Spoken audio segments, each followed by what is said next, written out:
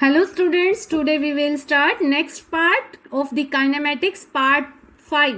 Last video में हमने velocity और स्पीड के बारे में पढ़ा था और साथ में हमने ग्राफ किए थे. ग्राफ एक्सटी ग्राफ या एसटी ग्राफ आप कह सकते हो और वीटी ग्राफ हमने किया था.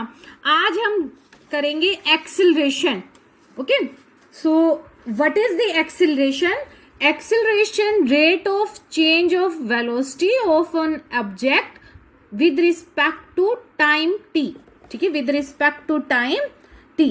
ठीक है, the rate of change of velocity of an object with respect to time t.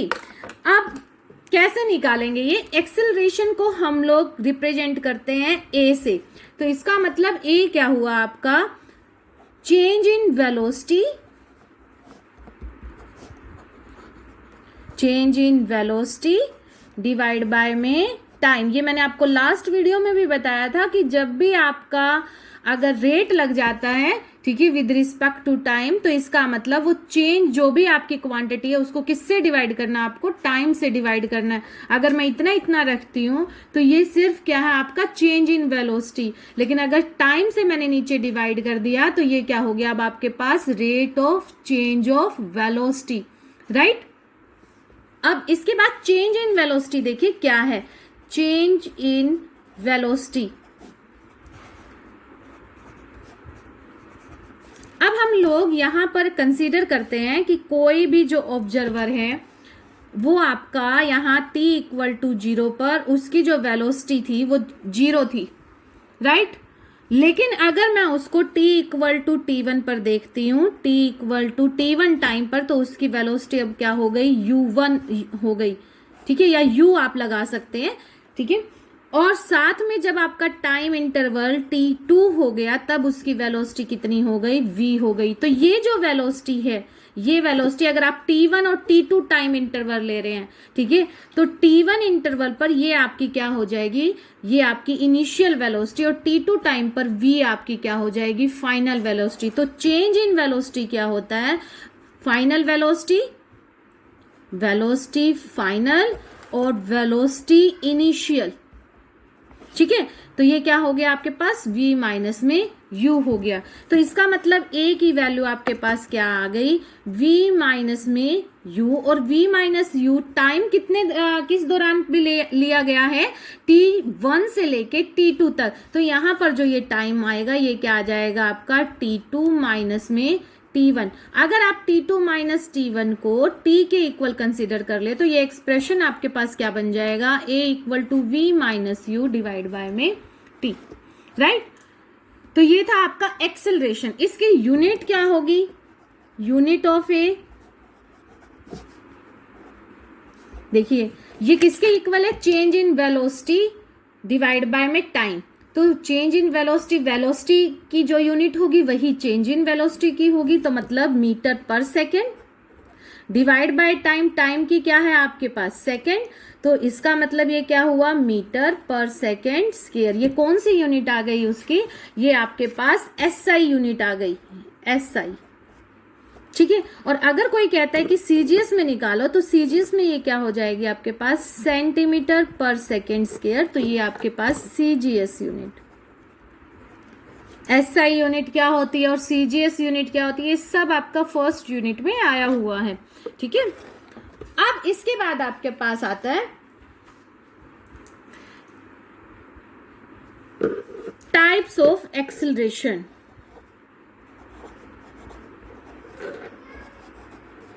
Types of acceleration. ठीक है, वही सब इसमें है जो आपने वेलोसिटी और स्पीड के केस में लिया था. सबसे फर्स्ट आपका uniform acceleration, uniform acceleration.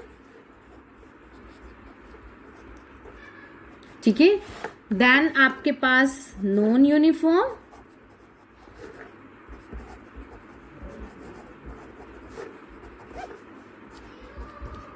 Acceleration. और अगर आपका नॉन यूनिफॉर्म है, मीन्स अगर वेरिएबल एक्सेलरेशन है, तब आपके पास दो तरह से यहां पर एवरेज निकल के आता है. Average acceleration,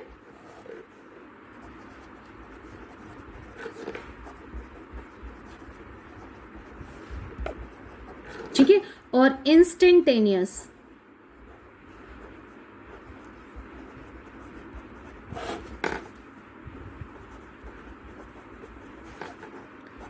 acceleration.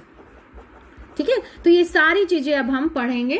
ठीक है, नेम से वैसे आपको पता भी चल गया होगा, जैसे हमने लास्ट वीडियोज में स्पीड और वेलोसिटी के लिए किया था।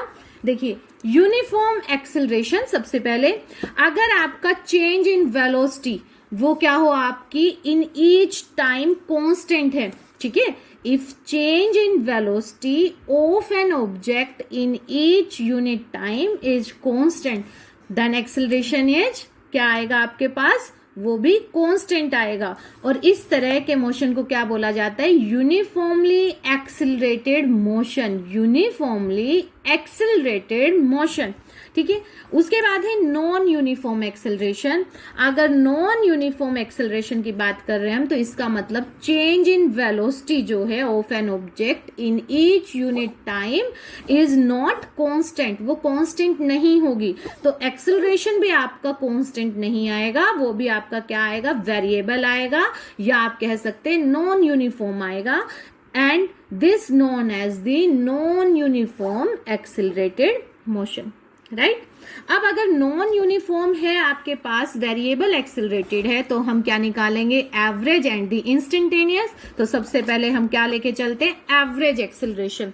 तो एवरेज एक्सेलरेशन आप कैसे निकालेंगे, change in velocity of an object in the given interval of time divided by the total time taken for this change in the velocity। represent कैसे करेंगे इसको, a average equal to change in velocity, ठीक है, और divide by में time taken for this change, time taken. ठीक है, एक तरह से आपके पास ए एवरेज क्या आ जाएगा, change in velocity means delta we, और टाइम टेकन फॉर दिस तो वो हो जाएगा आपके पास डेल्टा टी। ठीक है, अब यही अगर डेल्टा टी आपका वेरी वेरी स्मॉल बन जाए, तो ये डेल्टा वी भी आपका क्या हो जाएगा, वेरी वेरी स्मॉल। ठीक है, तो इस तरह के लिए in for the infinitely small difference in time, या फिर आप कह सकते हो चेंज इन वेलोसिटी, हम लोग क्या निकालते हैं, इंस्टेंटेनियस एक्सेलरेशन। आपको बार बार बोला गया था, इंस्टेंटेनियस का मतलब एट एनी इंस्टेंट। तो एक्सेलरेशन क्या हुआ इंस्टेंटेनियस, कि at any instant acceleration is called the instantaneous acceleration. और ये कब निकालते हैं, जब डेल्टा टी क्या हो जाए, अप्रोचेस टू जीरो हो जाए। और जब delta T approaches to zero हो जाएगा, तो हम लोग क्या लेते हैं, लिमिट लेके चलते हैं। तो एक्सेलरेशन आपके पास क्या आ जाएगा, लिमिट, ये इंस्टेंटेनियस, ठीक है, limit delta T tends to zero, ठीक है, और ये क्या आ गया, डेल्टा वी डिवाइड बाय में डेल्टा टी। ठीक है, और फिर ये किस में आपका कन्वर्ट हो जाता है, डिफरेंशिएटिव में। ठीक है, डीवी अपॉन में डी टी। ठीक है, अब अगर मैं यहां पर v की जगह पर इसकी v की ही वैल्यू पुट कर दूं, जो हमने in the form of displacement निकाला था, तो ये एक तरह से क्या बन जाएगा, d अपॉन में dt। ठीक है, और ये आपका dx अपॉन में dt, ये हमने लास्ट वीडियो में फाइंड आउट भी किया हुआ है। ठीक है, तो आपके पास ये एक्सप्रेशन आ गया, v की वैल्यू आपने पुट कर दी, dx अपॉन में dt। ठीक है, तो ये आपके पास अब क्या बन गया, instantaneous acceleration equal to D square X divide by में डी टी का स्क्वायर। ठीक है, अब यहां पर पहले आप लोगों को थोड़ा सा समझा देते हैं, वैसे मैथमेटिक्स का पार्ट है कि डिफरेंशिएशन कैसे निकालते हैं। देखिए, कोई भी अगर क्वांटिटी है आपकी जो आपकी वेरी करती है with respect to time T, तो हम यहां पर कंसीडर कर लेते हैं।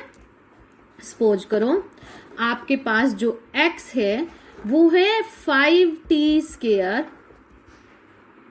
प्लस में 10t माइनस में 7, ये।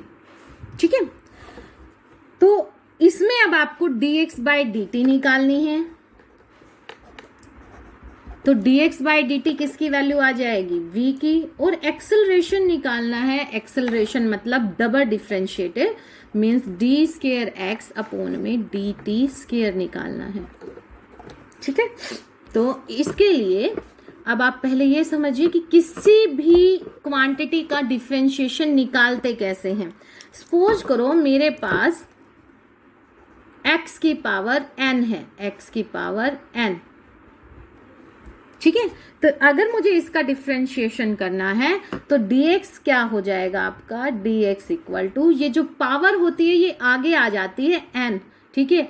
और उसके बाद इस पावर में से आपका 1 माइनस हो जाता है, तो ये क्या हो गया, n माइनस में 1 हो गया। देखिए n आगे आ गया, ठीक है। और x की पावर जो n थी उसमें से क्या हो गया आपका 1 माइनस हो गया, तो ये क्या है आपके पास dx है, ठीक है। अब मैं एग्जांपल लेके चलती हूँ कि अगर आपके पास t की पावर 5 है तो dx इक्वल टू, t की पावर 5 है तो dx क्या हो गया आपके पास, dx ये आपके पास 5t और इसकी पावर क्या आ जाएगा, 4 आ जाएगा, ठीक है।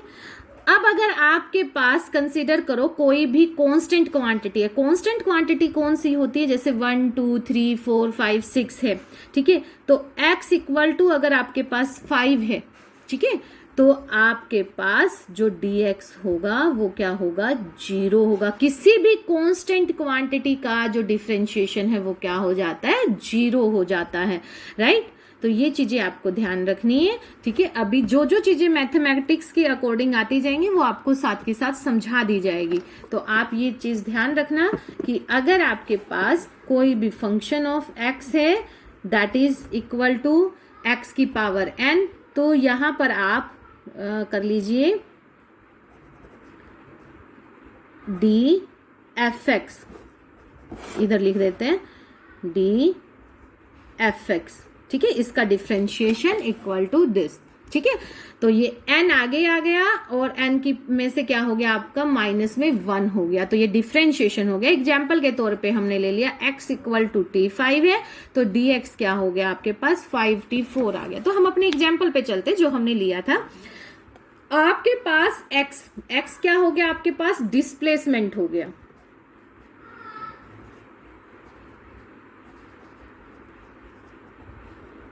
ठीक है।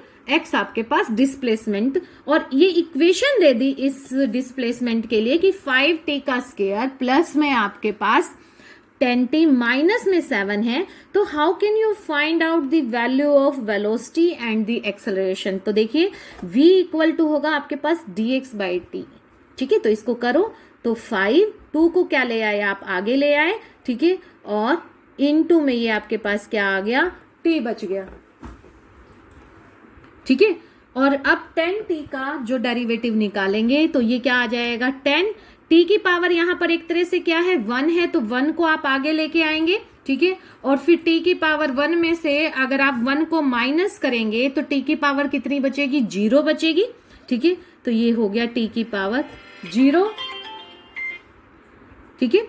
और माइनस में क्या हो जाएगा 7, क्या है आपकी कांस्टेंट क्वांटिटी है, तो कांस्टेंट क्वांटिटी का जो आप डिफरेंशिएशन करेंगे तो वो क्या हो जाएगा आपका 0 हो जाएगा, राइट। तो ये अब आपके पास क्या इक्वेशन बन गई, देखिए 5 2 जा 10, 10t प्लस में 10, क्योंकि किसी की भी पावर अगर 0 हो तो वो किसके इक्वल होती है, 1 के इक्वल होती है। तो आपके पास ये इक्वेशन आ गई dx बाय में dt, और ये आपके पास क्या निकल के आ गई, आपके पास वेलोसिटी निकल के आ गई, राइट। अब हम करते हैं एक्सेलरेशन। अब एक्सेलरेशन क्या होता है, dv बाय dt होता है, ठीक है, या फिर d स्क्वायर x बाय में dt स्क्वायर, ठीक है। तो ये किसके इक्वल हो जाएगा, अब इसका एक बार फिर से डेरिवेटिव करो, तो डेरिवेटिव अगर हम करेंगे तो 10t का डेरिवेटिव किसके इक्वल आया आपके पास, 10 के इक्वल, क्योंकि t का डेरिवेटिव क्या हो जाएगा, देखो 1 आगे और t की पावर 1 माइनस 1 0, और प्लस में क्या आ गया इसका डेरिवेटिव 0 के इक्वल, तो इक्वल टू 10। तो ये क्या आ गया आपका एक्सेलरेशन निकल कर आ गया है, राइट। अब यहां पर अगर कोई कहता है कि आप वेलोसिटी को फाइंड आउट करो आफ्टर द 2 सेकेंड। तो आप यहां पर 2 सेकेंड के बाद वेलोसिटी जो है वो फाइंड आउट कर सकते हैं। कैसे? टी की वैल्यू को क्या पुट कर देंगे? 2 पुट कर देंगे। ठीक है, velocity v at t equal to 2 second. ठीक है, तो क्या निकल के आ जाएगी आपके पास यहां से? v इक्वल टू 10 इंटू में 2 और प्लस में क्या आ गया आपके पास? 10। तो ये आपके पास 10 इंटू 2 20, 20 प्लस में 10 30। तो ये क्या आ गया आपके पास आंसर? 30 मीटर पर सेकेंड। राइट? तो ये है आपका आपके पास वेलोसिटी और एक्सेलरेशन निकालना।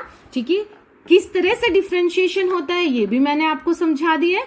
ठीक है, तो ये था आपका इस वीडियो में। आज के लिए इतना ही। If you like it then subscribe my channel. Thank you.